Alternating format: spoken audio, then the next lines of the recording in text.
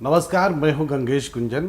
झारखंड विकास क्यों नहीं कर पाया जब अन्य राज्य विकसित हो गए या अन्य राज्य विकास की राह पर हैं? इस पर तरह तरह की चर्चाएं होती रहीं। कई लोगों का ये मानना था कि अस्थिर सरकार या अस्थिर सियासत इसके लिए जिम्मेदार है। अब एक स्थिर सरकार है, क्या हम विकास के रास्ते पर जाएंगे? ये समझने के लिए सबसे बेहतर व्यक्ति अगर कोई हो सकता है तो प्रदेश के मुख्यमंत्री हो सकते हैं। वो हमारे साथ हैं। रघुवर दास जी, बहुत बहुत स्वागत है आपका धन्यवाद। न्यूज़ 11 में। हम सबसे पहले जानना चाहेंगे कि जो अपेक्षाएं थी स्थिर सरकार को लेकर, जो अपेक्षाएं लोगों ने रखी हैं और जिस तरह से लोगों ने वोट किया, लोग आपके साथ आए, इन अपेक्षाओं को पूरा करने के लिए आप किन किन रणनीतियों पर विचार कर रहे हैं? नहीं, निश्चित रूप से 2014 के विधानसभा चुनाव में भारतीय जनता पार्टी किस नारा कि हमें पूर्ण बहुमत दो, हम आपको संपूर्ण विकास देंगे, और जनता ने वोट के माध्यम से इस पर मुहर लगाई और भारतीय जनता पार्टी के नेतृत्व में एक एनडीए की सरकार बनी। और हमारी सरकार की पूरी कोशिश है कि जनता जिस अपेक्षाएं से जो 14 वर्षों से विकास की बाट जोड़ है, वो विकास समाज के अंतिम व्यक्ति तक पहुंचाना। और उस हिसाब से हम, चाहे वो इंफ्रास्ट्रक्चर का क्षेत्र हो, चाहे एडुकेशन का क्षेत्र हो, चाहे सिंचाई की क्षेत्र हो, चाहे हेल्थ का सेक्टर हो, या फिर अपने झारखंड के जो नौजवान बेरोजगार जो हुनर के लिए आज सड़क पर तड़प रहे हैं, तो ऐसे लोग को हुनरवान बनाकर रोजगार देना, स्वरोजगार को प्रेरित करना, इस दिशा पे सरकार आगे बढ़ रही है। लेकिन कई मुद्दे हैं, जो इरादे हैं उस पर शायद अभी सवाल करना ठीक नहीं, लेकिन लोग ये कहते हैं कि ज़मीन पर वो बातें उतरती नहीं दिखती हैं। आप बहुत कुछ करना चाहते हैं, बहुत मीटिंग्स होती हैं, लेकिन ज़मीन पर उतारने में उसको दिक्कत होती है। क्या ये व्यवहारिक दिक्कत आप महसूस करते हैं सरकार में रहते हुए? नहीं, देखिए, किसी भी काम को ज़मीन पर उतरने में समय लगेगी। जी अगर एक हम घर बनाते हैं तो घर बनाने में भी 4 महीने में घर नहीं बन जाती है। जी तो जब घर बनाने में हमें साल 2 साल लग जाती है, तो यहाँ सरकार, जहाँ इन 14 वर्ष में इतने गड्ढे हैं, जी उस गड्ढे को भरने में समय लगेंगे। लेकिन इस 4 महीने के अंदर हमें ज़रूर कह सकते हैं, जहाँ इस झारखंड से जहाँ 40% कोयला पूरे देश को बिजली दे सकता, जी उस दिशा में हमने एक ठोस काम की। और जीबी बनाकर, जॉइंट वेंचर जी बनाकर एनटीपी के साथ झारखंड वितरण निगम 4000 मेगावाट का हम लोग ने एमयू की, जी और 1 महीने के अंदर वो निश्चित रूप से टेकअप होकर काम शुरू हो जाएगी। और 2019 तक बिजली के क्षेत्र में हम आत्मनिर्भर बन जाएंगे। जी सड़कों का आप देख रहे होंगे कि काम चल रही है, अन्य जो हमने बजट पे घोषणा की थी। लेकिन ये एक सरकारी पहल है जो आपने कहा एनटीपीसी के साथ, ये सरकार की पहल थी, इससे बिजली की समस्या दूर हो जाएगी। लेकिन यहीं पे ज़मीनी हकीकत ये है कि हटिया ग्रिड में ये पता चलता है कि उसके रख रखाव के लिए लोग नहीं थे, शायद इसलिए वो मौजूदा संकट पैदा हुआ। ने कुछ टेक्निकल फॉल्ट आया था, और टेक्निकल फॉल्ट को जो हमारे अधिकारियों को जी मुस्तैदी से देखना चाहिए था, उसमें कहीं ना कहीं कमी थी, जिसके परिणाम स्वरूप 6 करोड़ के 250 MVA के ट्रांसफार्मर जी हमारे खराब हुए। वो पैसे भी गरीब जनता की थी, जी और इसीलिए हमने ऐसे संज्ञान में लगते हुए जो 2 अधिकारी थे उनको हमने अविलंब, जब बिजली की स्थिति सुधर गई जी तब हमने उन पर एक्शन लिया। और उस पर हमने एक जांच कमेटी भी ऊर्जा सचिव को कहा कि क्यों ये फॉल्ट हुआ, जी इसकी जांच होनी चाहिए, और इसके साथ साथ हमारी एडवांस प्लानिंग भी होनी चाहिए। जी तो सारे विषयों पर हमने एक जांच कमेटी बनाई है, और जांच कमेटी रिपोर्ट आने के बाद हमें अगर और कड़ा कार्रवाई करना होगा तो हम कड़ा कार्रवाई करेंगे। क्योंकि सबसे पहले शायद ये ज़रूरी है कि सिस्टम को सुधारा जाए। कई लोगों का, आपके विपक्ष का भी कहना है, अभी आपने कहा कि कई गड्ढे हैं 14 साल में, विपक्ष का ये कहना है कि गड्ढे तो बीजेपी ने किए क्योंकि ज़्यादा समय आपकी ही सरकार रही, तो फिर वो गड्ढे कहाँ से क्रिएट हुए और फिर अब आपको क्यों भरने मैं की किसी सरकार की आलोचना नहीं करना चाहता और मैं पीछे जाना भी नहीं चाहता हूँ, जरूरत? जी लेकिन आपने जो शुरुआत की थी कि राजनीति का अस्थिरता, जी तो मैं मूल में मानता हूँ राजनीति का अस्थिरता के कारण अव्यवस्था हुई जी और उस अव्यवस्था को सबसे पहली मेरी जिम्मेदारी है उससे व्यवस्थित करना। जी और उस दिशा में मैं कह सकता हूँ 4 महीने के अंदर हमने सिस्टम को, व्यवस्था को बनाने का काम किया जिससे लोगों का सरकार पर विश्वास जमे। जी और ये 4 महीने के अंदर मैंने ये प्राप्त किया है, सरकार पर लोगों का विश्वास बढ़ा है। ये माना जाता है अभी आपके विपक्ष के लोग खास तौर पर इस पर काफ़ी चर्चा करते हैं कि आपने घोषणाएं बहुत कर दी, लेकिन वो घोषणाएं अमल में कैसे आएंगी, उसमें क्या दिक्कतें आएंगी। जैसे आपने घोषणा की स्थानीय नीति बहुत जल्दी लागू हो जाएगी, 30 अप्रैल तक घोषणा आपने ये घोषणा की थी। क्या स्थानीय नीति ये मुद्दा आपको लगता है कि आसानी से सुलझने वाला है, जिसके लिए कोई डेडलाइन फिक्स किया जा सकता है? नहीं, देखिए हमें जनता ने 5 वर्ष के लिए चुनकर भेजा है। जी सदन में हमारे संसदीय कार्य मंत्री ने एक प्रश्न के माध्यम से जनता को सदन के अंदर ये कहा था कि हम 2 महीने के अंदर इस मामले को सुलझाने का प्रयत्न करेंगे जी और इस दिशा में सरकार ने कार्रवाई भी की। जो पिछली सरकार की जो प्रारूप था उस पर हम लोगों ने विभिन्न राजनीतिक दलों के साथ बैठक करके और साथ ही साथ इस राज्य के जो बुद्धिजीवी वर्ग है उनका भी हमने सुझाव लिया। तो जो एक आम सहमति बननी चाहिए वो आम सहमति अभी तक नहीं बन पाई। मैं एक इंटरेस्टिंग फैक्ट आपसे जानना चाहूँगा। आप विपक्ष के लोगों से भी, विपक्ष के नेताओं से भी बातचीत कर रहे हैं, क्या विपक्ष के पास कोई एकमत फार्मूला है इसको लेकर, स्थानीय नीति को लेकर? मैं यही बात कर रहा हूँ ना। मैंने सभी विपक्षी दल के साथ बैठक की थी इसी प्रोजेक्ट बिल्डिंग में। जी सबका अलग अलग मत, वहाँ भी बटा हुआ है मत? वहाँ भी बटा हुआ। और मैंने फिर उनसे भी कहा कि आप लोग एक सर्वसम्मत या फिर एक हम ऐसी नीति बनाएं जिसमें सबकी सहमति हो, तो आप लिखित सुझाव आप सरकार को दें। लेकिन आज तक किसी भी विपक्ष के दल के लोग ने सुझाव नहीं दिया। हम फिर से उनसे अनुरोध करेंगे आपके न्यूज़ 11 टीवी के माध्यम से, और सरकार के स्तर पर भी एक पत्र हम सभी विपक्षी दल को भेजेंगे।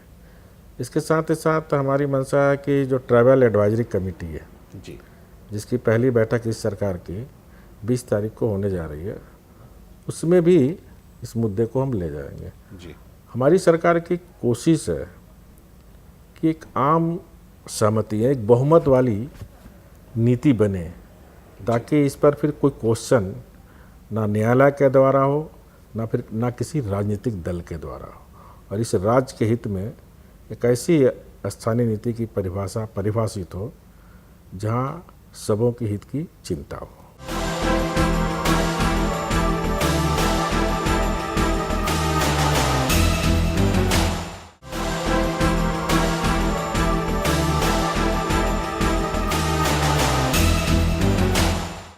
चौदह साल स्थानीय नीति नहीं बनी, आप इसके लिए जिम्मेदार किसे मानते हैं, सियासत को या इच्छा शक्ति की कमी को? नहीं, देखिए राजनीतिक अस्थिरता भी एक जिम्मेदार था और एक कहीं न कहीं मैं इसे मानता हूँ कुछ राजनीतिक दल, वोट बैंक का भी कहीं न कहीं इससे माध्यम बनाया हुआ, ताकि लोगों को भरमा कर हम अपनी राजनीतिक रोटी सेकते रहें। इसलिए मैंने बैठक में ही सर्वप्रथम हमारा यही रिक्वेस्ट था सभी से, इस मुद्दे पर हमें संकीर्ण मानसिकता से ऊपर उठकर, दलगत राजनीति से ऊपर उठकर राज्य के हित में आप सुझाव दें, ताकि सरकार यथाशीघ्र इस पर कार्रवाई कर सके। लेकिन मुझे उम्मीद है कि 2015 में ज़रूर इसका निराकरण होगा। ज़्यादा इंतज़ार इस राज्य की जनता को कुछ लोग तो कह रहे हैं आप बिहार इलेक्शन का इंतजार कर रहे हैं। नहीं, हमें किसी स्टेट के इलेक्शन से कोई मतलब नहीं है। उसको लेके कोई दबाव तो नहीं, कोई दबाव। मैंने कहा ना, ये ऐसे मुद्दे हैं जिन पर आम सहमति बने। तो आप ये इस मुद्दे पे सर्वसम्मति चाहते हैं, विपक्ष भी साथ हो, सत्ता पक्ष भी साथ हो, और जो बुद्धिजीवी वर्ग है, अन्य सामाजिक संगठन है, वो भी साथ में रहे, ताकि किसी तरह की कोई भ्रांतियाँ लोगों के दिल में ना हो। अच्छा, एक आरोप है और मुझे लगता है ये सीधा आरोप है विपक्ष का आप पर। आपको बहुमत इस बार मिला है, ये इसके बाद भी आपने विपक्ष के विधायकों को तोड़ने की कोशिश की या तोड़ लिया। लोग कहते हैं कि आपने उनकी पार्टी को तोड़ा है, जो भी पार्टी है। इसको किस तरह से आप स्पष्ट करना चाहेंगे, क्या इसकी ज़रूरत थी? देखिए, भारतीय जनता पार्टी तोड़ने में विश्वास नहीं करती है, भारतीय जनता पार्टी जोड़ने में विश्वास करती है। और आज भी हम सबको जोड़ने में विश्वास करना चाहिए। विपक्ष का काम है विरोध करना, सरकार का काम है काम करना।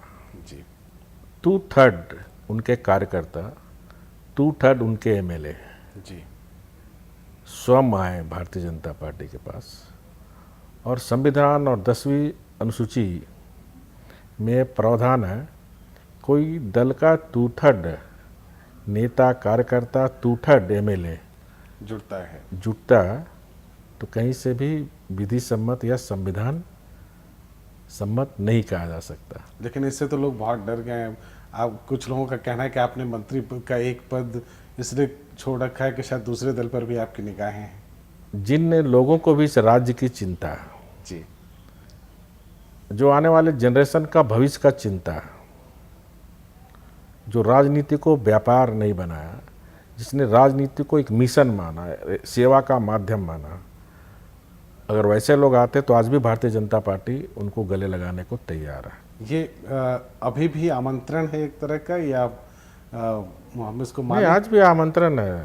कोई भी लोग राज्य हित को ध्यान में रखकर जी अगर हमारे साथ काम करना चाहता, हमारी सरकार के साथ मिलजुल कर काम करना चाहता, जी तो ये स्वागत है, वेलकम है।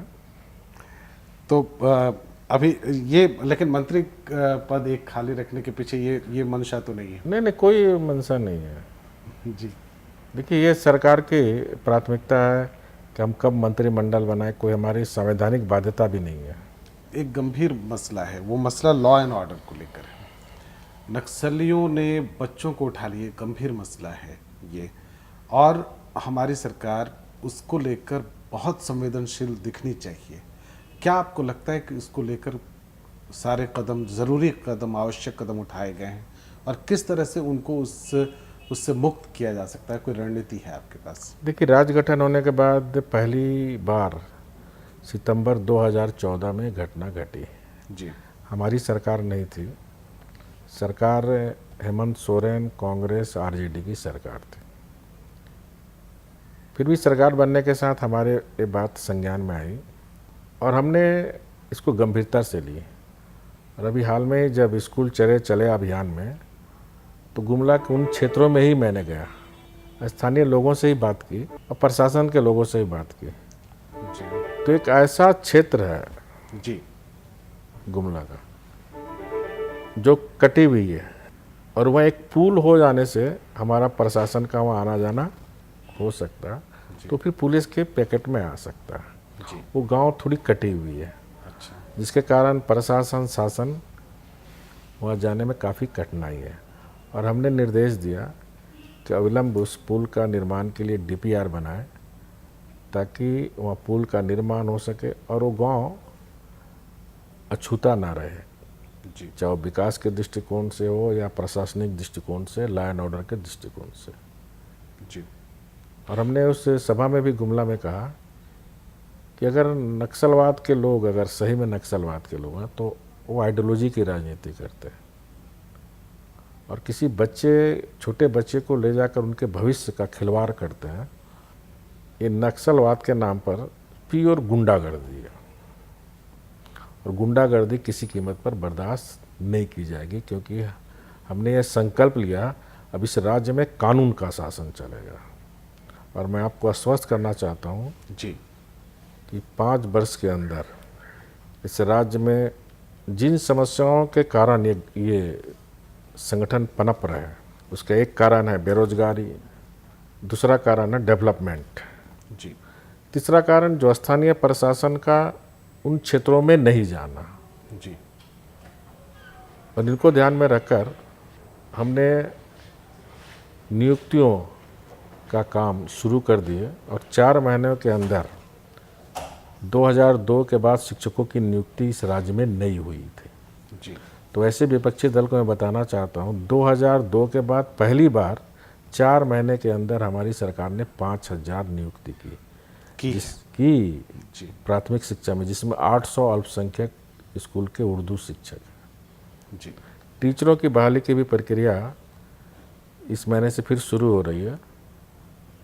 इसके साथ साथ डेवलपमेंट का भी ब्लूप्रिंट हम लोग बना रहे हैं। जो ट्राइबल शेड्यूल एरिया है वहाँ अनुसूचित जाति विकास परिषद, ट्राइबल डेवलपमेंट काउंसिल हम बना रहे हैं, ताकि वहाँ के जो मान की मुंडा या ग्राम पंचायत के लोगों के साथ बैठकर उस जिले का डेवलपमेंट प्लान बने, उस पंचायत का, उस गांव का विलेज एक्शन प्लान बनाए कमेटी, ताकि जहां तक विकास की किरण जो भी नहीं पहुंची हो, और वैसे पिछड़ा गांव, वैसे पिछड़ा ब्लॉक, वैसे पिछड़ा जिला हमारी सरकार की प्राथमिकता है। इसमें ये बहुत सारे काम हैं जो एक साथ होने हैं। कोऑर्डिनेट कैसे करेंगे, कितनी जल्दी इसको ज़मीन पे लाया जाए, इसको लेकर क्या तैयारी करेंगे? नहीं, ज़मीन पे उतारने के लिए पहले प्लानिंग। जी इस राज्य में जब बीजेपी की सरकार थी तो भी मंत्री था, तो यहाँ एडवांस प्लानिंग किसी भी योजना की नहीं बनती है, जी जिसके कारण हम आप देखे होंगे कि बजट के पैसे खर्च नहीं होते। जी बजट हड़बड़ी में लमसम 10 प्लस माइनस करके बजट बना देते हैं। बजट के बाद फिर प्लानिंग बनता है, प्लानिंग के बाद फिर एस्टिमेट बनता है, एस्टिमेट के बाद फिर टेंडर होता है, टेंडर के बाद फिर ठेकेदार से एग्रीमेंट होता है, एग्रीमेंट होते होते नवंबर दिसंबर आ जाता है। इसीलिए इस बार हमने जो मंत्रिमंडल में रहने का जो अनुभव है जी उस पर सुधार करते हुए 2016-17 का हमने सार्वजनिक रूप से ये बात भी मीडिया के समक्ष बजट के अंदर ही हमने घोषणा की थी कि 2016-17 का बजट जी सितंबर से ही काम शुरू हो जाएगा। यह कहे कि हम आप से शुरू कर रहे हैं, हम अभी से 2016-17 का बजट का प्लान शुरू करेंगे। ये जो गांव में हमने हमारे मंत्री, चाहे हम 23 तारीख से हम लोग गांव में 2 दिन हर जिला में मंत्री रहेंगे, जिसमें एक रात उन्हें गांव में बिताना होगा। जी गांव के लोगों के साथ बैठ करके उनकी समस्याओं को सुनना, किस तरह का विकास चाहता हो, जी कहाँ आपका ड्रेनेज, कहाँ आपके चेक डैम बनने चाहिए, कहाँ सड़कें बननी चाहिए, कहाँ क्या प्रॉब्लम है, और उस जो भी गांव की योजना आएगी वो 2016-17 की इस सितंबर से शुरू होने वाली बजट में आ जाएगी। बजट में आने के बाद टेंडर सिर्फ बचा रहेगा, बाकी स्वीकृति बजट के पहले ही लेकर रख ली जाएगी। बजट स्वीकृत हुआ, टेंडर हुआ, काम शुरू हुआ, तो आप देखेंगे समय मार्च आते आते सारा बजट का पैसा खर्च हो जाएगा।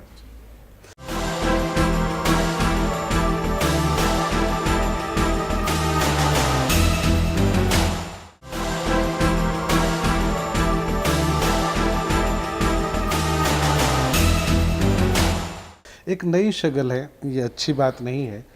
कई लोग आजकल बच्चियों की हत्या कर रहे हैं पूरे प्रदेश में। छोटी छोटी बच्चियां कूड़े में पाई जाती हैं, और सबसे भयानक बात इसमें यह है कि उन बच्चियों की मौत दर्ज नहीं होती है। वो क्राइम किसके अगेंस्ट उसको दर्ज किया जाए? और आपकी सरकार लाडली को बच्ची बचाओ अभियान से बहुत पूरी तरह से जुड़ी हुई है, तो किस तरह से इसके साथ आप मुकाबला करेंगे? देखिए, तो पारिवारिक अपराध है। देखिए, हर चीज का समाधान सरकार नहीं है जी तो ये जो लोगों की हर चीज की समस्या का समाधान सरकार नहीं हो सकता। जी सरकार की अपनी एक सीमा, समाज बड़ा है, सरकार बहुत छोटी है। जी तो समाज को हमें उद्वेलित होना होगा। आज समाज की क्या हालत है, कोई एक्सीडेंट में अगर हो जाता है तो कोई देखने नहीं जाता, कोई हॉस्पिटल नहीं पहुंचाने जाता, इतना संवेदनहीन हम लोग हो गए हैं। तो ये गिरावट समाज में आई है, क्योंकि उसी समाज से फिर नेता भी बन रहा है, उसी समाज से अधिकारी भी बन रहा है, उसी समाज से। कोई टपक के मंत्री, मुख्यमंत्री, अधिकारी नहीं आ रहा है, उसी समाज से आ रहा है। बिल्कुल। एक जो मैसेज गया जो रिलायंस पावर प्रोजेक्ट वर्क को लेकर, ये मैसेज गया शायद कि उद्योगों के लिए ये प्रदेश बहुत माकूल नहीं है, अब बहुत अनुकूल नहीं है यहाँ की परिस्थितियाँ। क्या इसके बाद दूसरे उद्योग को आकर्षित करने के लिए सरकार अपनी ओर से कोई पहल कर रही है? देखिए, जो रिलायंस की बात है, 5 वर्ष पहले उन्होंने खोला था, जी एमयू किया था। हमारी सरकार आने के साथ ही हम लोग ने जो एमयू किए, चाहे पावर प्लांट पर हो, चाहे स्टील प्लांट पर हो, और जो कमियां हैं, उन कमियों को हम लोग ने निराकरण करने का काम किया। और आपने देखा होगा, एशिया का सबसे बड़ा खदान इसी मई महीने में हमारे आदरणीय बिजली और ऊर्जा मंत्री पीयूष गोयल और राज्य सरकार के हाथों उद्घाटन हुआ। जी इसके भी सारे जो समस्याएं थी, वो समस्या का समाधान सरकार कर रहे थे। अनेकों बैठक में उनके अधिकारी ही नहीं आए, क्योंकि वो जो एमयू किए थे, बिजली दर देने का दर जी 2 रुपये 77 पैसे में, जी उस समय 2005 5 वर्ष पूर्व। अब उन्हें लग रहा, क्योंकि वो व्यापार करने आए हैं, निवेश कर रहे हैं, जो भी निवेश करेंगे उनको प्रॉफिट चाहिए, मकसद तभी निवेश करेंगे। जी तो उन्हें अब लगा कि इस निवेश से हमें प्रॉफिट नहीं है, तो फिर कोई ना कोई बहाना चाहिए। 5 साल तक उन्होंने क्यों नहीं विड्रॉ किया? जी जब हमारी सरकार काम करने लगी, उसकी समस्याओं का समाधान करने लगी, तो लगा अब तो हम बंद जाएंगे। तो इसके बावजूद भी जी हमारे ऊर्जा सचिव ने उन्हें पत्र लिखा कि अब भी आप आइए, जो भी समस्या है उस समस्या का समाधान हम करेंगे त्वरित गति से, और आप अपना पावर प्लांट लगाइए। आज भी हम स्वागत करते हैं उनका।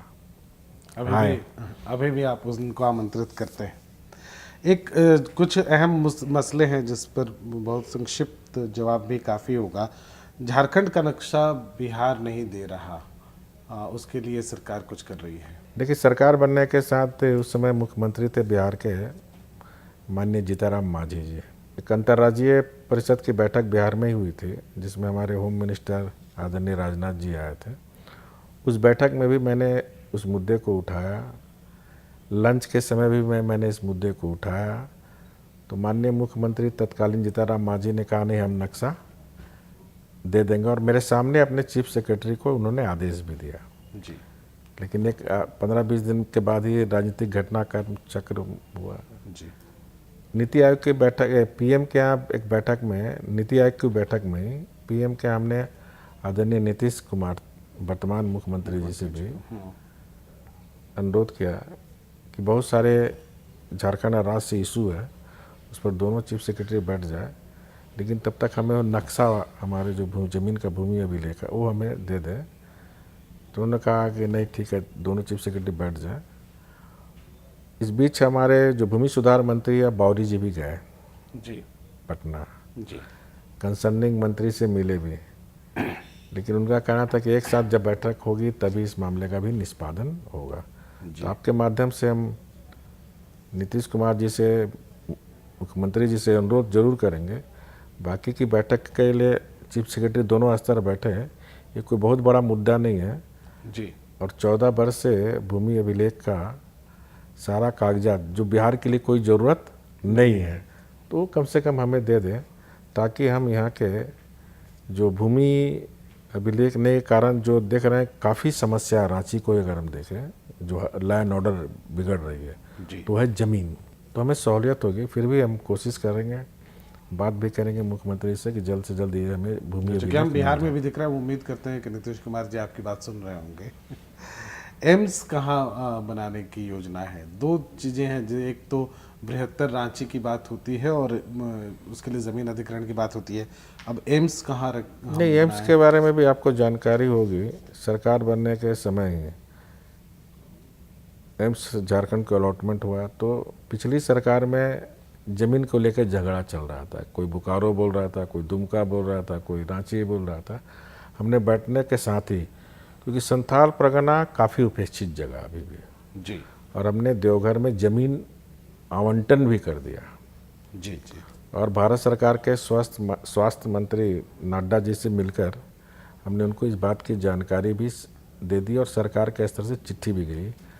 अभी हाल में हमारे राज्य के स्वास्थ्य मंत्री चंद्रवंशी जी भी स्वास्थ्य मंत्री से मिले जी। और इसके संबंध में बातें भी की।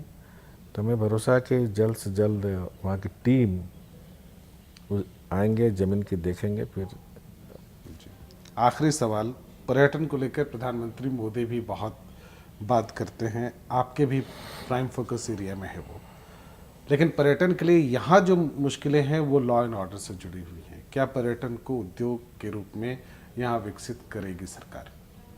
नहीं, निश्चित रूप से इस दिशा में सरकार काम भी कर रही है जी। अभी हाल में ही जो गणतंत्र दिवस के अवसर पर मॉल्टी के मंदिर को जो द्वितीय पुरस्कार मिला, तो वहाँ एक सर्किट हम बनाकर उस दिशा में भी काम कर रहे हैं। तारापीठ से 12 किलोमीटर बोलपुर शांति, वहाँ से वो सर्किट स्टार्ट होके बाबा धाम तक आएगी 125 किलोमीटर। एक सर्किट पर्यटन, जो तारापीठ आए वो फिर बाबा धाम भी आए। दूसरा आप चतरा जो भद्रकाली मंदिर है जी, वहाँ बौद्ध का भी बहुत अवशेष वहाँ सामान मिले हैं जी। और हमने वहाँ गया भी था और हमने उसको राज्य मेला का दर्जा भी हमने दिया है। तो जो बौद्ध गया आए वो चतरा के उस भद्रकाली मंदिर में भी आए, तो उसकी भी प्लानिंग चल रही है और सड़क का निर्माण सीधे जो बोध गया से आया सीधे फिर वहीं भद्रकाली मंदिर में पहुँचे। इसके साथ जो पारसनाथ का मंदिर है जो जैनों के लिए अंतर्राष्ट्रीय का सबसे बड़ा धर्म गुरु है, बिल्कुल। तो उस पर भी आपने देखा होगा कुछ दिन पहले हमने चीफ सेक्रेटरी और डीजीपी को भी भेजा था वहाँ की स्थिति को देखते हुए, और हम लोग बहुत जल्द वहाँ थाना भी खोलने जा रहे हैं। और जब 181 का जिस दिन जन संवाद का शुरुआत हुआ तो वहाँ का एक आदिवासी हेमरम साहब का भी फ़ोन आया था जी, वहाँ से जी। कब आ रहा है सर, कब इसका आप कर रहे हैं, तो उसको भी हम डेवलप करने जा रहे हैं ताकि न सिर्फ देश दुनिया से भी उसमें आए, साथ ही साथ हमारे राज्य में फॉल भी बहुत है। यहाँ की जो प्राकृतिक छटाएँ हैं वो भी किसी स्विट्जरलैंड से कम नहीं है जी। तो उन प्राकृतिक छटाओं को भी हम विकसित करके, जैसे यहाँ हमारा गुमला में रामरेखा धाम है उनको भी, तो यहाँ टूरिज्म एक मनोरंजन के दृष्टिकोण से भी और एक सांस्कृतिक टूरिज्म का भी स्कोप है जी। तो दोनों स्कोप पर हमारी सरकार काम करेगी। जी, हम लोगों ने लगभग सारे विषयों पर बातचीत की और हम उम्मीद करते हैं कि वो सारे जवाब जो आम दर्शक के रूप में आप जानना चाहते होंगे वो मुख्यमंत्री जी ने दी।